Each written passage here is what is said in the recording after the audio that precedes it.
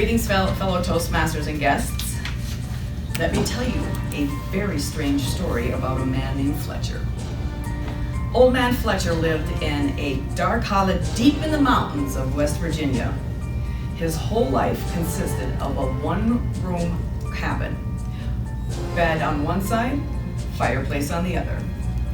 He also had 3 dogs that kept him company on very lonely nights. Their names were, and listen to this, they were I Know, You Know, and Calico. And they slept under a crawl space under the porch. One winter night, while Fletcher was warming his bones by the fire, he was getting really, really hungry. It had been really bad weather for several days, and he had not been able to hunt for food. All he had left was a handful of dry beans. He reluctantly threw them in the pot, added some water, and stuck them on the fire to cook. His stomach rumbled as he knew that those beans were not going to be enough to satisfy him. He wanted meat. His mind wandered, his mouth watered, and he started to think of salt pork and a thick slab of fatback. With a huge sigh, he settled back into his chair and he stared at the fire. He was just about to check on the beans when he starts hearing the scratching coming from the floorboards of the cabin.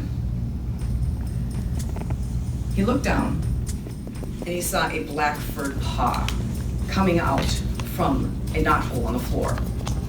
That paw was followed by another paw, and then a big ugly head appears with a glittering pair of red eyes.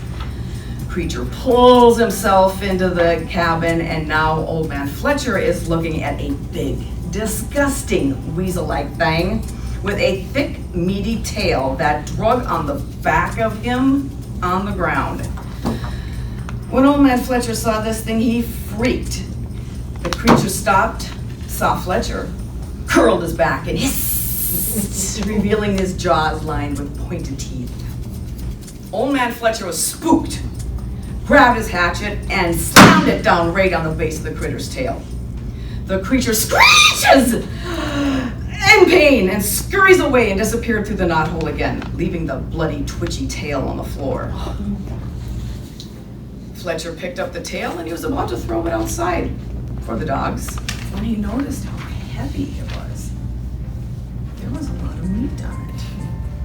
And lo and behold, his stomach growled again, and yes, he took the tail, threw it in with a pot of beans, skin, bones, and all.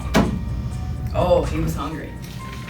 And he waited as long as he possibly could, took the pot out of the fire, and as he sat down for his meal, the beans were still a little hard, but oh, he didn't care. That meat was good, tasted amazing, kind of like squirrel.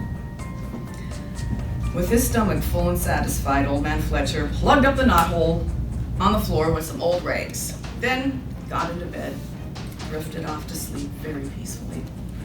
He hadn't been asleep for very too long when a certain sound woke him up. There's a scratching again.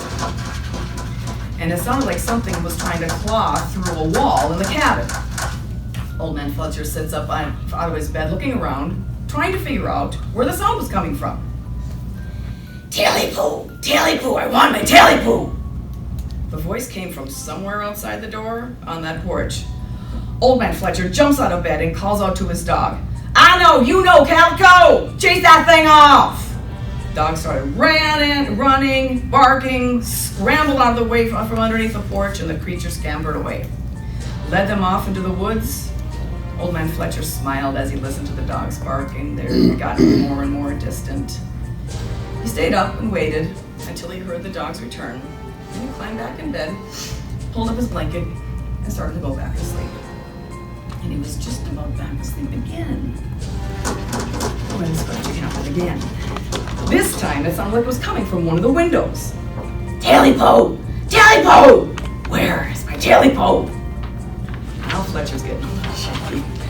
He slowly eased open the window and he yelled out to his dogs again. I know, you know, Calico, see what's scratching on my house. Dogs came running again, chased the critter back into the woods. At this point, Fletcher is a little too worried to go back to sleep, ripped the blanket off the bed, wrapped himself up into it, and moved over by the fire. And he sat there listening, waiting for the dog's return. They never did. A restless sleep overtook him. A scent of smoke awoke him right around dawn. He opened up his eyes and jumps immediately because he has somehow found out that his blanket has been pulled into the fire and is now on fire. Old Man Fletcher stomped in on the blanket trying to put out the flames, and then he curses a horrible word and jumps back, realizing that now he's burnt his foot. His cabin is filling up with this thick, dark smoke, and he finally starts coughing and he can't say anything and his eyes are watering. Grabs the blanket finally, runs over to the window, shoves it out, and then just takes in that clean air by the window and like, oh, okay, I can breathe. After the air cleared, he realized that the sun was shining outside. The birds were singing, and there was no sign of the strange, tailless critter. But oh man, his foot throbbed. So he starts limping back to the bed to sit down. Propped his foot up on the bed, obviously exhausted from a very, very long night, and just zonked out into a deep sleep. Taily-po, you got my Taily-po! Old Man Fletcher jolted out of his bed, out of his sleep immediately, and that hideous creature had returned and was now perched at the end of his bed. It swiftly jumped out of Fletcher's chest, arched his back again, and hissed. Fearing for his life, Fletcher stumbled over his words and he's like, I ain't got your Taily-po no more. I ate it, said Old Man Fletcher. The creature leaned in a little bit closer and let out this guttural growl, and then he heard, ah!